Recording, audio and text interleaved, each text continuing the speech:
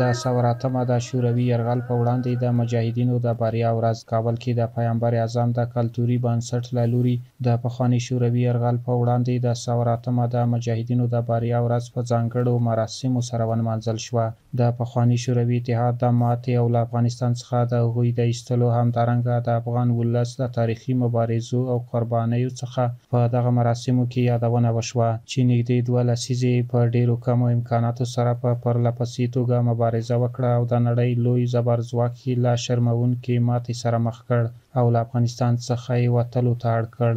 8 ثور سال روز پیروزی مردم افغانستان بود. مردم افغانستان که با اعتقادات بسیار جدی که نسبت به اسلام بودن داشتن و از اون طرف مسلمان بودن داشتن و از اون طرف هم در این حال نسبت به وطن خودشان احساس مسئولیت میکردن و همین دلیل هست که اینا 8 ثور را رقم زدن. 8 ثور سال روز پیروزی مردم افغانستان است. راز پیروزی مجاهدین و مؤمنین افغانستان و مسلمانان افغانستان در این بود که در 2 چیز بود. یکی این که وحدت اینها تمام قشرها و اقشار مختلف کشور عزیز ما افغانستان و مسلمان های افغانستان دیگر دیانت اینها بود.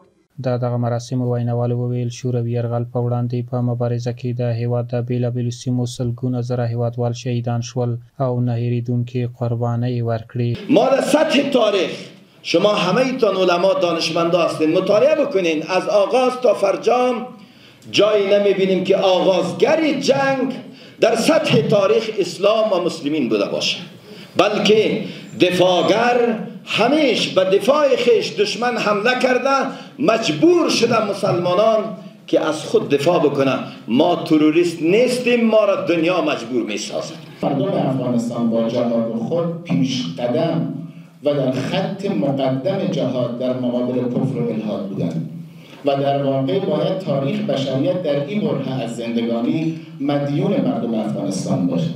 قربانی دادن، شهید دادن که تعداد شهدا را در مرحله جهاد علیه کمونیسم داخلی و اشغالگران شوروی تا 1 میلیون نفر گفتم، من میگم صدها هزار نفر چیزی کمی نیست. صدها هزار نفر در افغانستان در این دوره جهاد شهید شدند. د مجاهدینو د بریا ورځې وروسته په هیواد کې د کورنیو جګړو څخه هم په دغه مراسمو کې یادونه وشوه چې په هیواد کې ګڼې بدمرغۍ رامنځته کړې. ویناوالو وویل دغه کورنیو جګړو کې ټول مجاهدین ښکېل نه وو، بلکې ځینې کسان چې قدرت غوښتونکي وو په هیواد کې کورنۍ جګړې رامنځته کړې. باید تفکیک بکنیم.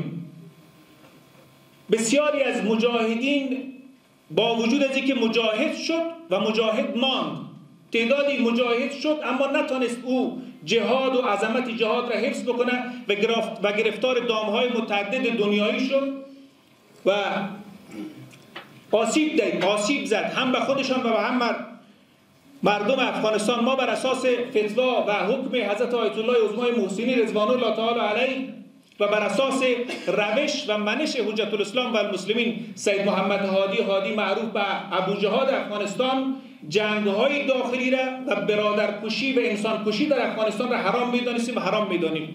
اگر در همون سال 71 مجاهدین همه دست به دست هم می‌دادن، متحد می‌شدن، یک حکومت اسلامی را بر مبنا و معیارهای اسلامی به وجود می‌آوردن، همدیگر را قبول می‌کردن، تحمل می‌کردن، ما شاهد بدبختی‌ها و گرفتاری‌ها و مشکلات و جنجال‌های 30 ساله‌ای که پشت سر گذاشتیم نبودیم.